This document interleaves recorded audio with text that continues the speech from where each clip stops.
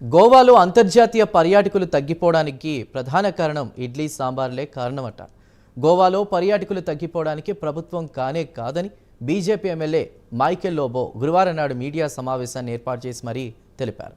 ఉత్తర గోవాలోని కలాంగూట్లో మాట్లాడిన లోబో గోవాలో ఇంటర్నేషనల్ టూరిస్టులు తగ్గిపోవడానికి ప్రభుత్వం కారణం కాదు, భాగస్వాములందరికీ కూడా సమాన బాధ్యత ఉందన్నారు. అయితే ఆయన చెప్పేది ఏంటంటే గోవాలోని స్థానికులు బీచ్లలో తమ దుకాణాలను ఇతర ప్రాంతాల నుంచి వచ్చిన వారికి అద్దెకు ఇవ్వడం వల్లే ఈ ఇబ్బందులు తలెత్తుతున్నాయని అన్నారు.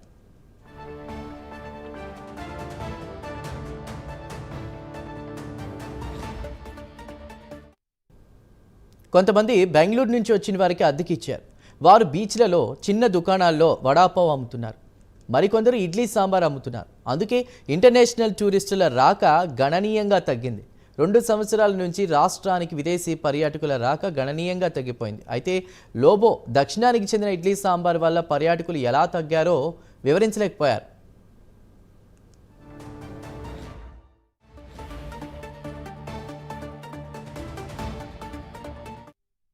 గోవా బీచ్లకు విదేశీ పర్యాటకులు తగ్గిపోయారని అక్కడి వ్యాపారులు గగ్గోలు పెడుతున్నారు. దీనికి పలు రకాల కారణాలున్నాయని లోబో వివరించారు. చిన్న దుకాణదారుడి నుంచి పెద్ద వ్యాపారి వరకు అందరూ దీనికి బాధ్యత వహించాల్సిందే అని లోబో అన్నారు. కొంతమంది విదేశీ టూరిస్టులు ప్రతి ఏడాది గోవాకు వచ్చేవారు. అయితే యంగ్ టూరిస్టులు మాత్రం గోవా రావడం పూర్తిగా మానేశారు. గోవా టూరిజం డిపార్ట్మెంట్తో పాటు ఇతర భాగస్వాములు సమావేశమై విదేశీ పర్యాటకులు గోవాకు రాకపోవడానికి గల కారణాల గురించి అధ్యయనం చేయాలని లోబో సూచించారు.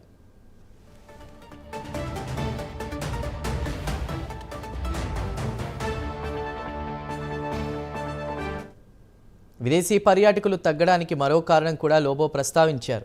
రష్యా ఉక్రెయిన్ యుద్ధం వల్ల కూడా రష్యా టూరిస్టులు గోవాకు రావడం మానేశారని వివరించారు. అలాగే కొన్ని కీలకమైన అంశాలపై కూడా ఫోకస్ పెట్టాల్సి ఉందని అన్నారు. ముఖ్యంగా క్యాబ్ అగ్రిగేటర్లు, స్థానిక ట్యాక్స్ ఆపరేటర్లు ఇష్టం వచ్చినట్లు విదేశీ పర్యాటకుల నుంచి ఛార్జీ వసూలు చేయడం లాంటివి ఆపేయాలని సూచించారు. వ్యవస్థలో మార్పు రాలేదంటే టూరిజం రంగానికి చీకటి రోజులు ఎంతో దూరం లేవని హెచ్చరించారు.